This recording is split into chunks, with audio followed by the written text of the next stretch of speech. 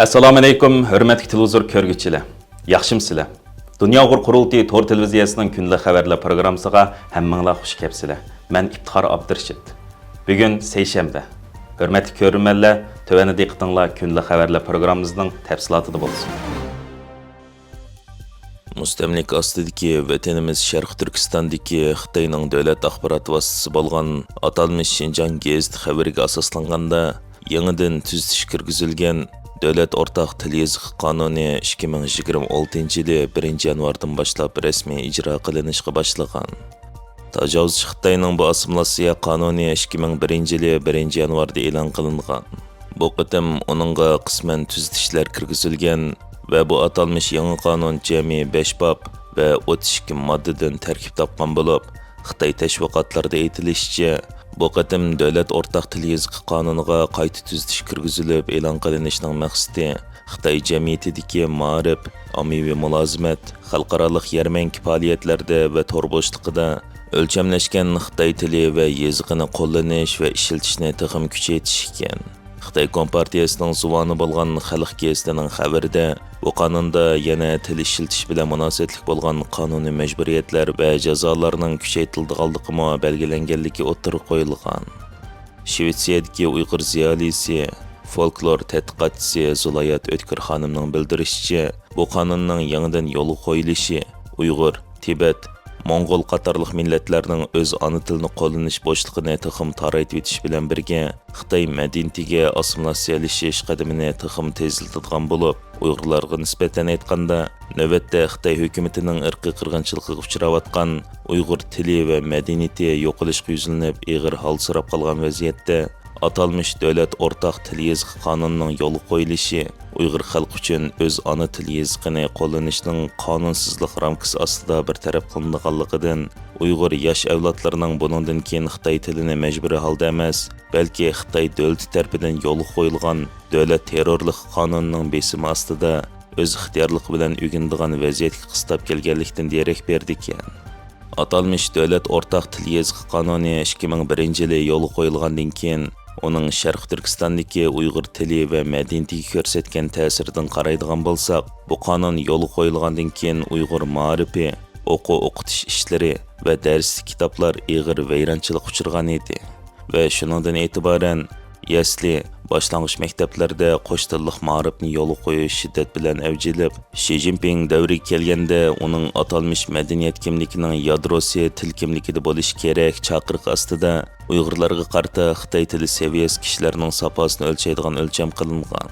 Buning bilan Uyg'urlardan tarkib topgan ma'rif sepida va davlat ma'mur xizmatchilari orasida tasqash elib berilib, Uyg'urlar ishdan bo'shatilib va atalmish tarbiyalash markazlariga avatilgan edi.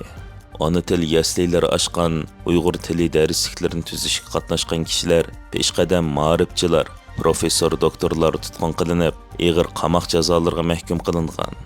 Xitoy hukumati bu Uyg'ur ma'rifchilardan bo'shatilgan xizmat o'rinlariga Xitoy ko'chmanlarini yetkazib kelib, Uyg'ur farzandlarini assimilyatsiya qilish qadamini tezlatgan.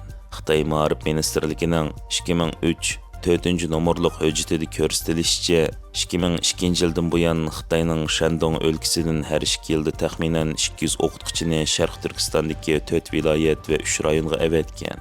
Beijing, Shanxay, Tianjin va Jiangsu qatorliq shahar va o'lkalardan yiliga 800 nafar o'tir maktab o'qituvchisi Uyg'ur vatanimizga avatilgan.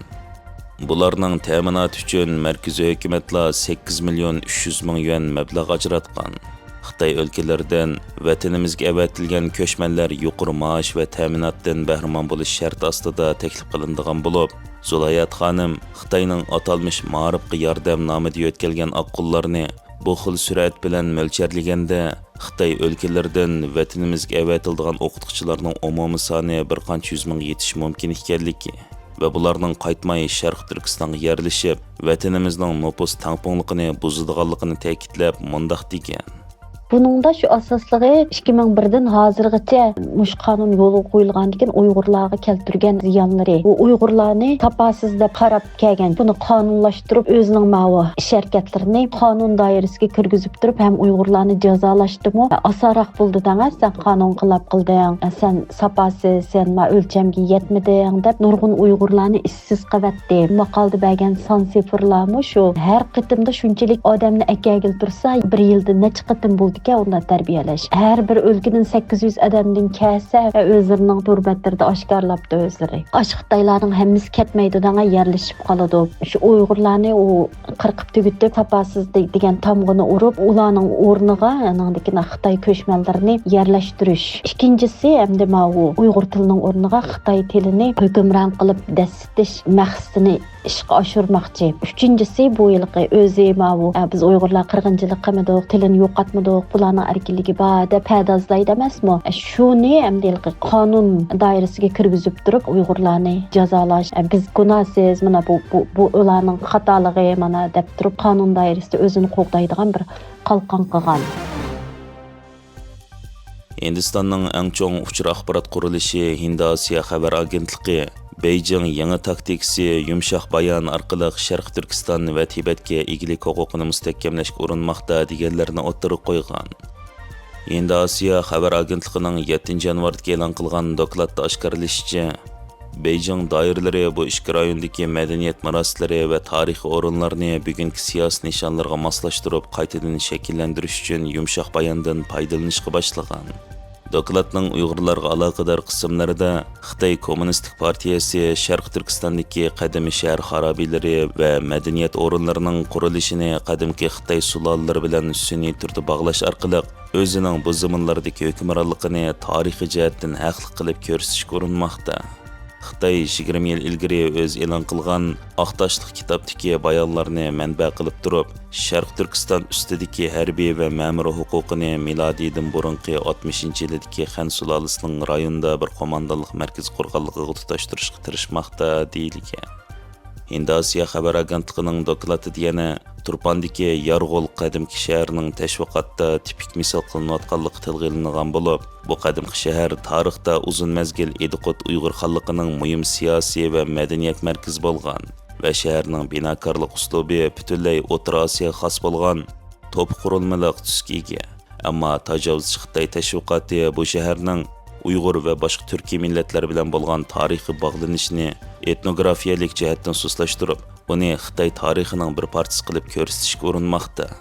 Mazkur dokladda o'tirib qo'yilishicha, Xitoy doiralari Yarg'ulga o'xshash qadimki o'rinlarni Xitoy millatining o'rtaq merosi sifatida qayta shakllantirmoqda deyilgan bo'lib, Xitoy siyosatchilari bu qadimki shahar xarobisini tashqi dunyoga qadimki Ipak yo'lining bir qismi sifatida tanishtirib, uning Sharq Turkistonga xos kimligini tarixdan o'chirishga urinmoqda. Mazkur dokladda yana Yarg'ol qadimki shahri Xitoy hukumati tomonidan tasdiqlangan madaniyat assimilyatsiyasi va Xitoy cho'ng quruqligi bilan bo'lgan tarixiy rishti bayonining nishoniga aylangan o'rinlarning biridir deb qo'shimcha qilingan bo'lib, Hindistonning ingliz tilidagi xabar taratquchisi bo'lgan Lokmat vaqtining xabarida Hong Kong Pan-texnika universiteti Xitoy millatlar siyosati mutaxassisi Barry Southman bu haqda Beijingning bu xil davosini ahamiyatsiz deb baholab, u chog'dagi davlat tuqumi bilan hozirgi davlat tuqumi bir-biriga o'xshamaydi. O'lchamlar o'zgardi. Xitoyning mulk huquqimiz minglagan yillar ilgarila bor edi degan bu xil da'volarning hech qaysisi astoydil tarixchilar tomonidan qabul qilinmaydi degan. Amaliyotda Beijingning bu yangi yil taktikasi xalqaro jamiyatni qaymoqtirish, dunyoga yolg'on va to'qib chiqilgan saxta tarix tarqitib, Sharq Turkiston va Tibetga to'liq kontrolliq va butun yutilish qora niyatini qonunlashtirish maqsadidan boshqa narsa emas. Hürmetli ko'rurmanlar, yuqorida diqqatingizga kunlik xabarlar programmamizning tafsilotini sundik. Kelar qitimliq sonimizgacha ko'rishgacha omon bo'lgaysizlar. Stansimizning YouTube kanaliga a'zo bo'lishni unutmang. Xayr xo'sh.